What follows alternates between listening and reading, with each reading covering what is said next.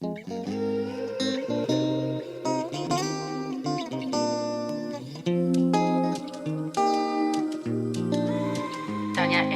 M.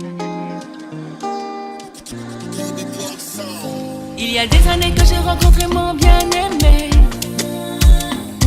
Contre toute attente, on a fini par se marier. Il est ma moitié. Bonjour à toutes et à tous, j'espère que vous allez bien. Je reviens encore pour continuer à vous encourager sur ce thème qui est tellement important, sur le mariage, le foyer, comment faire que notre foyer soit un havre de paix. On a abordé tellement de points, mais on continue parce que c'est un sujet qui est tellement vaste, il y a tellement à dire. Alors j'espère que vous êtes prêts. On va ensemble démarrer et donc je vous propose, on va commencer par lire un passage. On va aller dans le livre de Jacques au chapitre 1 et on va lire ensemble le verset 19. Donc Jacques chapitre 1, le verset 19. La Bible dit ceci: « Sachez-le, mes frères bien-aimés, ainsi que tout homme soit prompt à écouter, lent à parler, lent à se mettre en colère. » Alors, ce dont j'aimerais parler aujourd'hui, c'est effectivement du foyer. On se marie, on a suivi toutes les étapes, les différentes étapes du processus du mariage, et puis on est maintenant ensemble au sein de notre foyer. Dans ce passage de l'évangile de Jacques, là, au chapitre 1, verset 19, il dit qu'il faut être prompt à écouter. Et il y a un point dont j'aimerais parler qui est vraiment, je pense, aussi important dans le cadre du mariage, c'est la communication. C'est faire en sorte qu'il y ait une bonne communication au sein du foyer.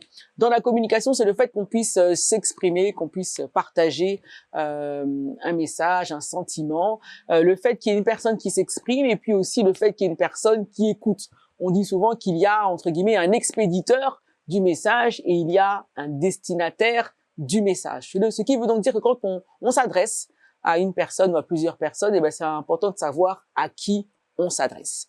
J'aimerais dire effectivement que la communication, pour qu'elle soit bonne, bien aimée dans le Seigneur, eh bien, c'est important d'apprendre à écouter, être lent à parler, mais être prompt à écouter. C'est pour ça que j'insiste, parce que souvent on pense que la communication, effectivement, c'est l'art du langage, et il y a de ceux qui aiment parler, mais c'est aussi important d'écouter.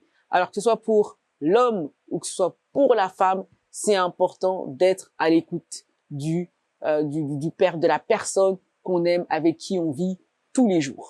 Alors, être lent à parler et être prompt à écouter, vous savez, on a souvent tendance à vouloir dire les choses, ça sort comme ça sort. Eh bien, je pense qu'il faut beaucoup de sagesse, il faut du discernement pour faire attention à ce qu'on dit. Effectivement, dans la communication, il y a un expéditeur, il y a un destinataire, donc savoir à qui je m'adresse. Je prends l'exemple de la femme. La Bible dit que le mari est le chef de la famille. Alors, je pense que en ayant connaissance de cela et de la position, du rôle que Dieu donne au mari, il faut lui donner le respect, qu'il mérite. Et donc, je pense qu'aujourd'hui, dans le cadre d'un travail, tu ne vas pas t'adresser à ton chef comme tu t'adresses à un ami. Tu vas vraiment faire attention à la manière dont tu t'adresses à lui et tu vas le faire avec beaucoup de respect. Donc, en tant que épouse, en tant que femme dans le foyer, donc c'est important vraiment de communiquer avec respect à son mari parce que tu t'adresses au chef de la famille. Alors, j'espère que c'est ton meilleur ami aussi. C'est important d'avoir une très bonne relation, que ce soit ton ami, ton confident, mais ne pas oublier aussi que c'est le chef de la famille. Donc, il faut faire attention à la manière dont tu t'exprimes, comment tu parles avec lui. Concernant la femme de valeur, la Bible dit aussi que c'est une femme qui ouvre la bouche avec sagesse. Donc, faut être sage, faut faire attention à la manière dont tu t'adresses. Et c'est pour ça que dans la communication, c'est important de déterminer est-ce que c'est le moment de parler. Il y a un temps pour tout, nous dit la parole du Seigneur. Et donc, quand on a envie de partager une information, un sujet avec son bien-aimé, ben c'est important de savoir est-ce que c'est le bon moment. Nous, les femmes, souvent, on est pressées, on a besoin de parler maintenant, alors que c'est peut-être pas le moment. Je donne un exemple. Il s'avère que ton mari est un aficionados du football. Alors, c'est pendant qu'il y a un match de la Ligue des Champions que tu veux venir aborder un sujet important. Ben, il n'est pas disposé, il n'est pas disponible.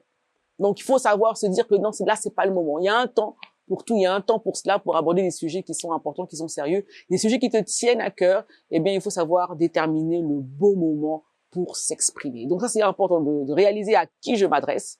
Et pareil pour le mari, hein. Il n'est pas question simplement que la femme parle avec le mari, lui parle avec respect, mais il faut que le mari aussi, n'oubliez pas, la Bible dit, mari, aimez vos femmes comme Christ a aimé l'Église. Donc quand on aime quelqu'un, on parle avec la personne, on parle à la personne avec douceur, avec des mots doux, avec des mots d'amour. Alors on peut parfois effectivement être ferme, mais on n'est pas le dictateur de la maison. Le fait d'être le chef ne veut pas dire que tu es le dictateur et puis tu es violent. Vous savez, il y a la violence physique, mais il y a aussi la violence verbale. Donc, faut faire attention. Parfois, on peut être dur, on peut être violent avec les mots, et des mots parfois qui peuvent être pires que si on t'avait donné un coup. Je me souviens d'une maman qui avait partagé ça avec mon mari. Son mari était dur avec elle. Il avait des propos très violents. Il disait, mais papa, je préfère même qu'on me frappe à la maison parce que ces mots sont trop durs. Voilà. Donc, on doit faire attention à la manière dont on s'adresse à l'autre. Tu vas pas non plus parler à ton mari comme si c'était un enfant. Voilà. Il faut le respecter, il faut lui parler avec respect. De la même manière aussi, le mari doit parler à sa femme avec douceur, avec respect. Le fait que la femme soit soumise ne veut pas dire que c'est un esclave. Elle n'est pas là simplement, effectivement, pour faire ce que tu veux ou quand tu demandes quelque chose. Donc, comme c'est toi le chef, alors il faut le dire avec forcément cette autorité-là, avec ces propos qui sont durs. Tu peux être autoritaire et être doux. C'est possible. Avec le Seigneur, tu peux dire quelque chose et cela va être entendu et compris et cela va être fait. Mais il faut parler avec douceur, il faut parler avec sagesse, il faut parler avec amour. Donc, il faut faire vraiment attention aussi au ton de la communication. Dans la communication aussi, il y a le ton. Tu peux le faire avec un ton joyeux, avec un ton sérieux, mais évitons la violence dans notre communication avec notre bien-aimé, que ce soit l'homme ou que ce soit la femme. On doit faire attention à la manière dont on s'exprime. Et surtout, l'écoute. Je disais, il faut être prompt à écouter et lent à parler. Vous savez, il y a des personnes parfois qui n'osent pas s'exprimer parce qu'elles se rendent compte que quand elles parlent, en fait, on ne les écoute pas.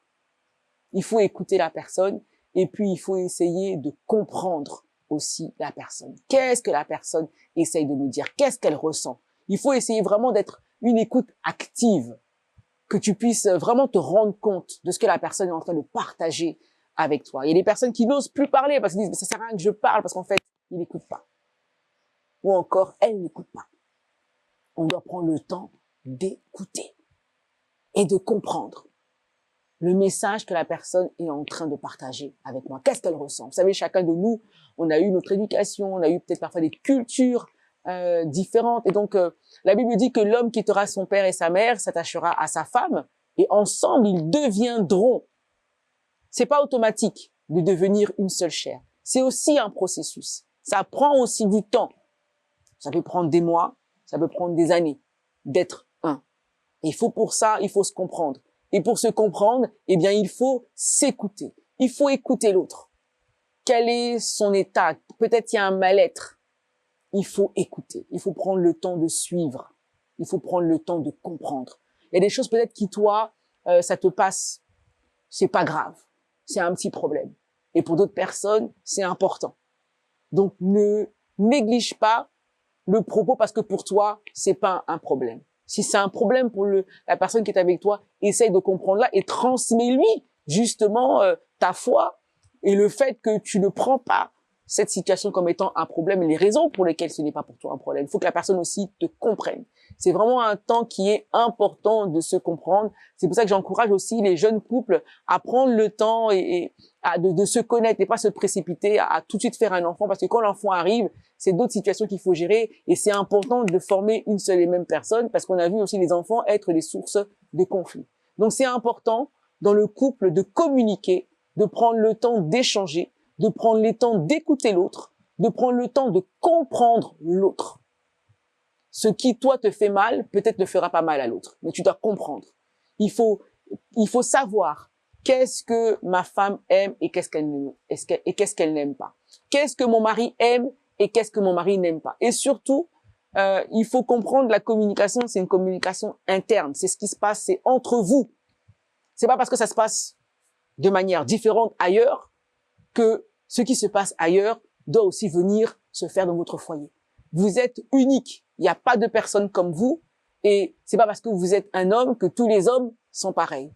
C'est pas parce que vous êtes une femme que toutes les femmes sont pareilles. Alors, on peut avoir effectivement des points communs, mais le fait que je sois unique fait que, voilà. Je prends un exemple. Moi, je suis une femme. Je suis pas sensible au fait qu'on vienne m'offrir des fleurs. Vous verrez, il y a des femmes qui sont très sensibles à cela. Il faut que, à son anniversaire, son mari puisse lui offrir un bouquet de fleurs. Moi, si mon mari vient pas avec un bouquet de fleurs, c'est pas grave. Voilà. C'est pas un problème. Mais il y a d'autres choses, moi, que j'aime, que forcément d'autres femmes vont pas forcément aimer. Donc ça aussi, c'est important. Ce qui se passe dans votre foyer, c'est votre foyer. Ne cherchez pas à vouloir imiter ce qui se passe ailleurs. Parce que ce que votre mari aime, c'est pas forcément ce que le mari de l'autre aime. Et ce que vous aussi, vous aimez, c'est pas forcément ce que les autres femmes de l'extérieur aiment. Apprenez à vous connaître en profondeur. Tu dois connaître ton mari et vous devez aussi connaître votre femme. Prenez le temps de vous connaître et se connaître, c'est dans la communication. Et des personnes, parfois, ils ont pas besoin de se parler, mais ils se regardent. Rien que du regard, ils sont en train de se transmettre un message. Elle sait ce qu'il est en train de dire. Il sait ce qu'elle est en train de dire. Pourquoi? Ils passent du temps ensemble. Ils passent du temps ensemble. C'est comme ça que vous pouvez vous connaître et surtout en échangeant, en partageant, en communiquant, en vous écoutant, en essayant effectivement de vous comprendre. Ça aussi, c'est la base dans un foyer, la communication. Vous ne devriez pas avoir de tabou. Il ne devrait pas y avoir de tabou entre un homme et une femme, mais vous devriez être en mesure vraiment de pouvoir aborder tous les sujets, rire ensemble. Ça aussi, c'est important. Blaguer ensemble. Je bénis le Seigneur de ce que dans notre famille, on aime blaguer, que ce soit le papa, que ce soit la maman ou les enfants. On aime rire, on aime la joie de vivre. Et ça, c'est parce que déjà avec mon mari, on aimait ça. On rigole beaucoup ensemble. Et c'est en cela aussi que c'est mon meilleur ami aussi. Et on transmet ça aussi à nos enfants, cette joie de vivre. Vous avez des maisons où on ne sourit pas, on ne se parle pas, chacun est dans sa pièce et il n'y a pas de communication, il n'y a pas d'échange. Bien aimé dans le Seigneur, dans la présence de Dieu, il y a la joie de vivre. Donc, on doit se communiquer cette joie, cette paix, cet amour du Seigneur dans notre foyer, dans le couple, et qu'on soit ensuite justement capable de transmettre ça à nos enfants. Voilà, c'était un peu le point que je voulais aborder aujourd'hui concernant l'importance d'une bonne communication entre un époux et son épouse, entre un mari et sa femme. La communication, c'est aussi la base d'un foyer qui vit dans la paix